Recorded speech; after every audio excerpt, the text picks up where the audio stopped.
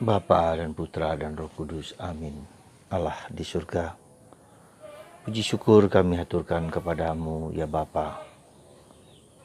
Engkau menyatakan kepada kami segala sesuatu yang baik berasal daripadamu. Karena engkaulah sumber kebaikan, karena engkaulah cinta kasih itu sendiri. Ajarlah kami untuk selalu didorong berbuat baik, sekecil apapun kepada orang-orang di sekitar kami. Terpujilah namamu kini dan sepanjang segala masa. Amin. Para saudara, sekali lagi Yesus menegaskan bahwa kebaikanlah yang harus diperjuangkan. Kebaikan manusia yang harus diperjuangkan.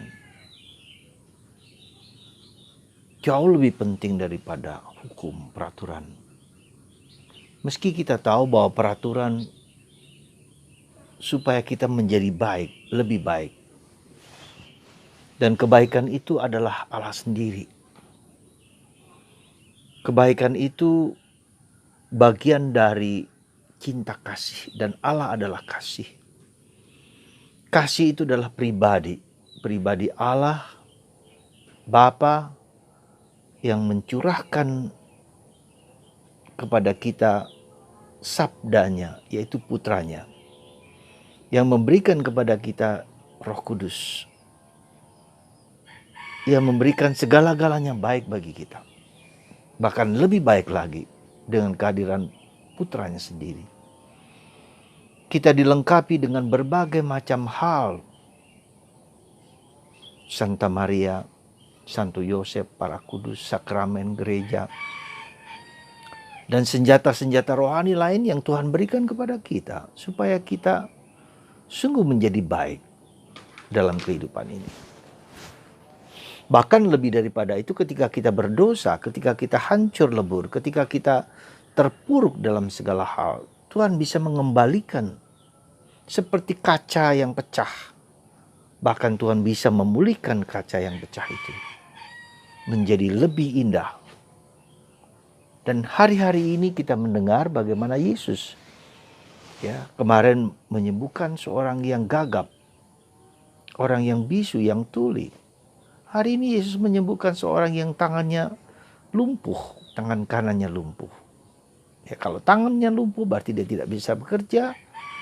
Ya, dan dia pada zaman tersebut tentu saja dia tidak bisa menafkahi dirinya sendiri, tidak bisa menafkahi keluarganya sendiri. Itulah Tuhan menjadikan segala-galanya baik bagi kita. Nah, itu pula maka kita sebagai cerminan, sebagai pancaran, sebagai gambaran, sebagai citra Allah, harus juga membuat itu dalam diri kita. Ada kebaikan dalam diri kita. Ya, ada kebaikan, ada hal yang harus kita perjuangkan supaya menjadi manusia yang baik. Dan tentu saja kalau ada kebaikan, tentu ada yang tidak baik. Tentu ada yang jahat, ada yang gelap. Nah, itu juga ada dalam diri kita karena kita diciptakan baik, tentu ada kekurangan di sana. Bukan sempurna sama sekali. Ya, bahkan lebih daripada itu, bukan hanya bahwa kita lemah, kurang, tapi juga ada kuasa-kuasa kegelapan yang memang menentang Allah, yang ingin menghancurkan kita. Nah, disitulah kita lihat ada unsur perjuangan, ada unsur pergulatan, ada unsur jatuh dan bangun, ada unsur penderitaan, ada unsur salib. Maka dalam bacaan pertama dari surat Paulus kepada umat di Kolose, sungguh luar biasa bahwa Paulus melihat penderitaan dengan kacamata yang jauh lebih indah. Bahwa saya mau memperlengkapkan, kata Paulus, sesuatu yang kurang dalam penderitaan Yesus, saya melengkapinya. Ya, demi jemaat, demi gereja, demi orang lain.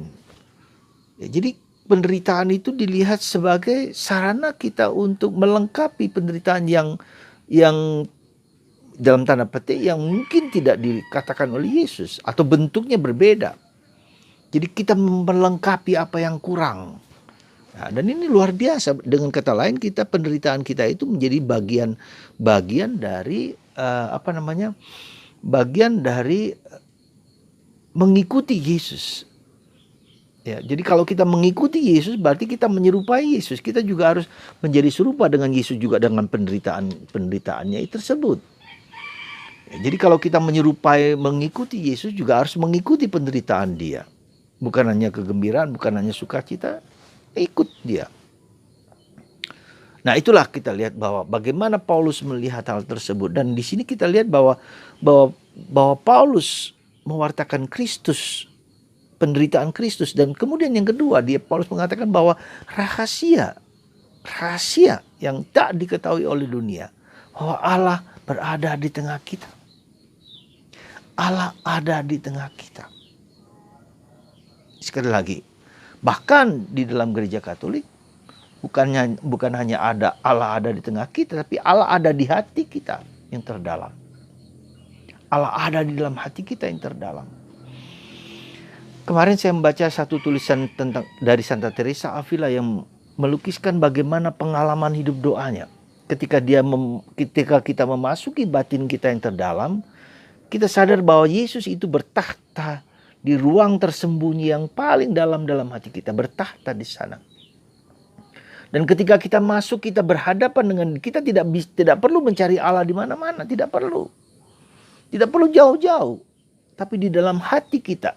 Kita tidak perlu mencari Allah di gunung, di mana-mana, tapi di hati kita. Jadi dengan begitu menunjukkan kepada kita bahwa ketika kita memasuki hati Allah, masuki ruang-ruang tersembunyi dari Allah itu, maka fokus kita, konsen kita, keyakinan kita bahwa Tuhan ada di situ, dan kita menyadari kehadiran Tuhan itu. Dan ketika kita menyadari kehadiran Tuhan itu, energi kita arahkan ke pusat itu. Bukan hanya energi kita arahkan ke pusat itu, dengan kita menyadari kehadirannya, kita membuang segala sesuatu yang bukan Allah. Wow. Saya cukup mengetahui banyak hal tentang hal ini, tetapi dengan membaca sekali lagi kita ulangi bahwa kita memasuki batin kita yang terdalam. Dan kita berhadapan menyadari kehadirannya, maka kita membuang segala sesuatu yang bukan Allah. Nah, disitulah kita lihat apa yang kita sebut dengan puritas cordis. Kemurnian hati. Ketika kita memasuki relung hati Allah, maka dia mengajak kita membuang segala yang bukan dirinya. Kesombongan, keangkuhan, serakahan, kikir, cabul, marah, malas. Itu semua bagian dari yang pelan-pelan kita berjuang melepaskan itu dari kita. Kelemahan bukan hanya secara fisik, tetapi kelemahan bahwa ada sesuatu dalam diri kita, sifat-sifat kita yang bertentangan dengan Allah. Jadi saudaraku terkasih dalam Kristus, maka perjuangan pergulatan kita bukanlah perjuangan keluar, tetapi ke dalam. Dunia begitu indah, dengan begitu canggih, begitu pintar dengan robot, dengan intelektual artificial intelektual gitu. Artificial intelektual, kecerdasan intelektual yang artifisial, yang luar biasa sekali lagi ini.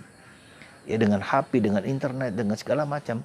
Tapi tidak pernah atau tidak bertumbuh juga dalam hati kita apa yang kita sebut dengan kecerdasan batin, kecerdasan rohani. Ya. Kita begitu pandai di luar, tetapi ke dalam, ya, tidak demikian. Maka saudaraku terkasih dalam Kristus, mari kita menumbuhkan menjadi pribadi yang baik, bukan hanya secara intelektual hebat, bukan secara kepandaian luar biasa, tetapi karakter seluruh diri kita yang bersumber dari Allah, yang ada di dalam hati kita di sini, yang memancarkan kebaikan kepada orang lain, kepada pribadi lain. Semoga contoh Yesus yang menyembuhkan orang yang tangannya lumpuh, dan meskipun ditentang oleh orang-orang Farisi dan ahli Taurat karena melakukan pada hari Sabat, tampaknya Yesus agak tegar, agak nekat, agak sengaja gitu membuat orang-orang Yahudi sadar bahwa hukum bukan demi hukum, hukum demi kebaikan, hukum demi cinta kasih. Maka mereka marah, kata-kata mereka meluapkan kemarahan karena Yesus melanggar hukum Taurat, di mana hari Sabat tidak boleh melakukan hal-hal yang demikian.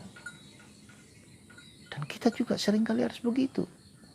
Ketika kebaikan itu diminta, ketika cinta kasih itu diminta, mungkin kita melanggar peraturan-peraturan. Dan itu resiko yang seringkali harus kita buat. Tidak bisa tidak. Semoga cinta kasih Allah yang dicurahkan ke dalam hati kita membuat kita berjuang bukan hanya menjadi hebat, menjadi sukses, tapi menjadi setia, mendengarkan Tuhan dan memasuki relung-relung hati kita yang terdalam dan sadar di dalamnya Tuhan bertahta. Maka dibutuhkan dari kita apa? Keheningan, dibutuhkan pada kita konsentrasi dan keyakinan bahwa Tuhan ada di sana. Dan kita berjuang untuk berjumpa, menyadari kehadirannya sejengkal demi sejengkal, pelan-pelan, seperti mengupas bawang merah. Kita kupas, dan itu mencucurkan air mata. Dan itulah perjalanan batin kita, inner journey, bertemu dengan Tuhan dalam hati kita yang terdalam. Tidak perlu cari jauh-jauh. Masuklah ke dalam hati kita, ke dalam hati Anda masing-masing, dan menemukan sang kasih sejati, sang kebaikan sejati. Yesus, sumber dari segala keutamaan, hikmat, dan pengetahuan. Sekali lagi, sumber segala hikmat dan pengetahuan di dalam Yesus. Tuhan memberkati Anda dan menyembuhkan segala penyakit dalam tubuh Anda. Entah tangan, entah kaki, entah jantung, entah diabetes, entah sakit apapun. Lewat tangan hamba-Mu ini, mengalirlah rahmat bagi Anda semua. Rahmat kesembuhan dalam nama Bapa dan Putra dan Roh Kudus. Amin.